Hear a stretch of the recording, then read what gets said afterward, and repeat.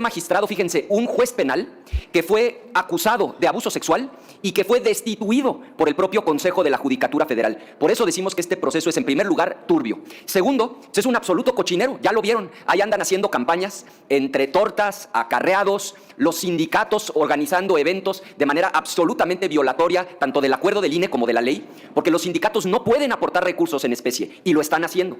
Y porque si invitan a un candidato tendrían que invitar a todos, y no lo están haciendo. Y tercero, decimos que es una farsa, pues porque los candidatos y las candidatas, como lo dijimos, y esto es lo más grave de todo, ya fueron preseleccionados de antemano, porque el comité de selección lo puso Morena. Entonces es una tomadura de pelo. Quienes van a aparecer en las boletas son las y los incondicionales de Morena. Por eso nosotros descalificamos este cochinero, por eso descalificamos este proceso, porque es turbio, porque es un cochinero y porque es una absoluta farsa. Estoy a sus órdenes para cualquier pregunta. Gracias, coordinador. En primera instancia le pregunta Félix Muñiz, de Punto Aéreo. Gracias, senador. Buenas tardes a todos. Voy a hacerte 3 preguntas de mi autoría. Una por una. Sí, y 2 de otros 2 compañeros para que me tengas paciencia. ¿Cómo La no? primera, el fin de semana se llevó a cabo un operativo en el Estado de México que se llama Operativo Bastión, donde pues se incautaron haciendas, ranchos y todo lo de Jan González, aquellos de los animales exóticos, todo eso tenían. Pero lo que aquí dice es que los dueños son narcotraficantes y que tienen vínculos con gente de elección popular y con autoridades de los propios municipios. Son 6 municipios que tenían razón en que el narcotráfico nombró y puso a esos legisladores, senadores o gobernadores que vayan a aparecer. Empiezo por esta. A ver, el gran pendiente de este gobierno es encarcelar a los narcopolíticos, porque no hay manera de que el crimen organizado se haya expandido, haya operado de la manera en la que lo hizo durante el sexenio anterior, si no es con la ayuda, con la colaboración, con el apoyo y con la protección de políticos de muy alto nivel.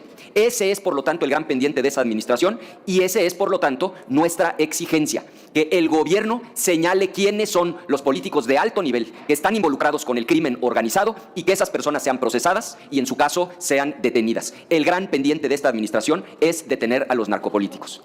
El segundo tema mío es, este fin de semana salieron nuevamente mujeres a pedir que Cuauhtémoc Blanco rinda cuentas. ¿Ustedes qué pueden hacer en apoyo a esa demanda? Aquí es muy importante que quede claro de qué lado de la historia decidió estar cada fuerza política.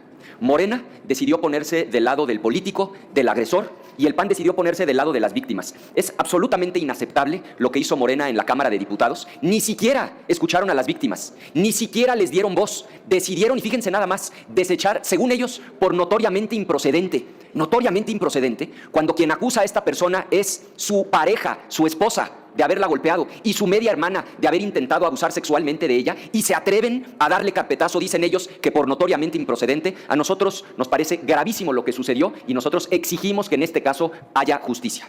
Y la tercera mía es, se supone que ya la presidenta envió las iniciativas para la del asunto de los desaparecidos. ¿Ya llegaron o no han llegado esas iniciativas? Pues siguen sin llegar todavía. Hoy en la mañana volvimos a preguntar si ya estaban aquí las iniciativas. Aquí el problema es que anuncian, pero no cumplen. No han llegado las iniciativas que ofrecieron enviar. Una vez que estén aquí, por supuesto que las vamos a revisar con toda atención y con toda apertura, porque si hay hoy un tema delicado en el país, es el de que existan cientos de miles de personas desaparecidas. La frustración, la angustia, el sufrimiento de la mamá, del papá, de todas estas víctimas es algo indescriptible. Entonces exigimos que ya lleguen las iniciativas para que nos podamos poner a trabajar de inmediato. Y contestando la pregunta, todavía hasta hoy en la mañana no habían llegado.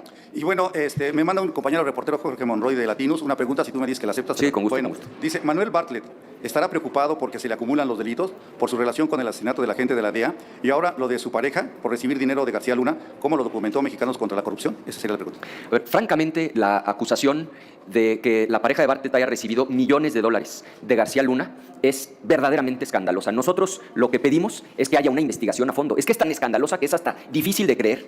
En caso de que esto se compruebe, tendría que haber una sanción ejemplar, porque por supuesto que sería gravísimo que García Luna les hubiera entregado millones de dólares. Ahora paso con el reportero Mayolo López de Reforma.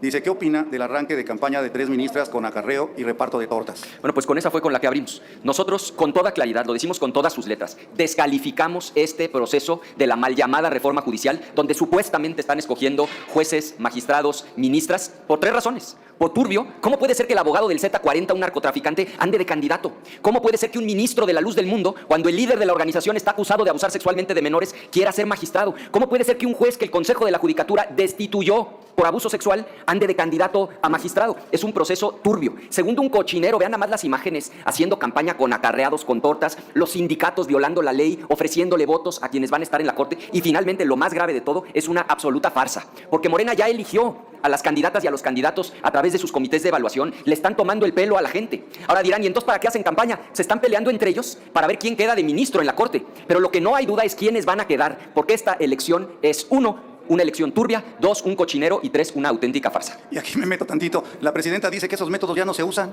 Bueno, pues que le pasen las imágenes para que vea cómo los sindicatos están organizando eventos, cómo se reparten tortas, cómo llegan a la gente en camiones. Por supuesto que eso está pasando. Ahí están las imágenes y ahí están los videos. Y la otra, precisamente de Mayolo, es la CENTE volvió a doblar al gobierno con el congelamiento de la edad mínima para las jubilaciones. Sí, a nosotros esto nos parece gravísimo por partida doble. Primero, porque quienes tendrían que estar en las aulas enseñando, lo que están haciendo es tomar las calles. Pero segundo, el gobierno, que se debería dar a respetar, que es quien debe de hacer cumplir la ley, pues se volvió a doblar frente a aquellos que presionan tomando las calles en lugar de estar en las aulas dando clases. Gravísimo por partida doble. Nada tienen que hacer los maestros tomando las calles y gravísimo que el gobierno nuevamente se haya doblado frente a estas presiones. Araceli Rivera, del Financiero Televisión. Sí. Hola, Araceli. coordinador, buenos días. Oiga, este fin de semana en un concierto en Jalisco hubo un grupo que sacó imágenes del Mencho y la presidenta en la mañana sí dijo que se investigue, pero ¿usted considera que esto es un desafío? ¿Está desafiando el cártel Jalisco Nueva Generación al gobierno? Nosotros sí lo leemos como un desafío del crimen organizado a los tres órdenes de gobierno y reiteramos, la primera obligación del gobierno es que haya orden en el país. Hacer cumplir las leyes es la primera obligación del gobierno. Y esto no es más que el síntoma de una anarquía en donde el crimen organizado hace lo que se le pega la gana, no nada más lo gravísimo, matan, secuestran, venden droga, extorsionan. Ahora resulta que inclusive se dan el lujo de poner la cara de los líderes en los conciertos. Esto ya es verdaderamente difícil de creer y para nosotros es una prueba más de que el gobierno no ha tenido la capacidad de poner orden en el país. Oiga, coordinador, ¿considera que esto es en respuesta a lo del rancho Izaguirre? Nos parece más que una respuesta, el síntoma de una descomposición. Es decir, durante 6 años la política fue abrazos no balazos. Vamos a abrazar a los criminales, no les vamos a dar balazos. ¿Qué provocó eso? Que el crimen organizado se expandiera, que controle cada vez más territorio. Y ahora inclusive que se atrevan a desafiar al gobierno poniendo las imágenes de los líderes en conciertos, en eventos públicos. Esto es una consecuencia de 6 años de estarle dando abrazos a los criminales. A ver si ahora sí cambia esta política y el gobierno decide cumplir su función que implica poner orden en el país. Oiga, finalmente, ¿usted cree que esta situación pueda ser utilizada por la gente de Estados Unidos para argumentar que no tenemos una lucha o que México no está cumpliendo con el pacto de luchar contra el narcotráfico? Yo he insistido mucho y aprovecho para volverlo a hacer. Nosotros no necesitamos que vengan de otro país a decirnos lo que ya sabemos que está pasando. Es una realidad que el crimen organizado controla porciones inmensas del territorio nacional, que hacen lo que se les pega la gana. No necesitamos que venga otro país a decírnoslo. Lo que necesitamos es que el gobierno cumpla con su función y haga valer la ley e impere el orden en nuestro país. Oiga, pero ¿salen a cuántos días del 2 de abril de que el gobierno de Estados Unidos dé a conocer lo de los aranceles? Y esto lo puede usar como un pretexto, ¿no? Bueno, de eso vamos a estar platicando mucho el día de mañana y pasado mañana.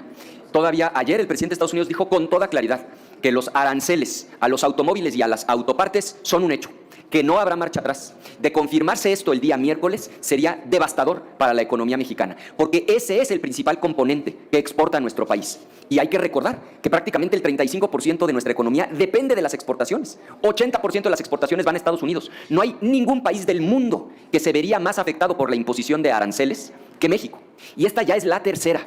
Porque están los aranceles que hoy están en vigor a todo aquello que no se exporta a través del TEMEC, que es más o menos la mitad de lo que exportamos. Están en vigor los aranceles al acero y al aluminio, y esta sería la gota que vendría a derramar el vaso a partir del día miércoles, los aranceles a las autopartes y a los automóviles. Un asunto de la máxima gravedad. Nosotros vamos a presentar una propuesta el día miércoles, en caso de que se confirmen, como partido político para poder mitigar este problema. Nos preocupa muchísimo y estamos convencidos de que sería devastador para la economía mexicana. Por último, le pregunta Víctor Gamboa, del Universal. Sí. Gracias, buenas tardes. Gracias, Víctor. Sobre el tema de la elección judicial, el INE prohibió a los servidores públicos que promuevan el voto para la elección del 1 de junio.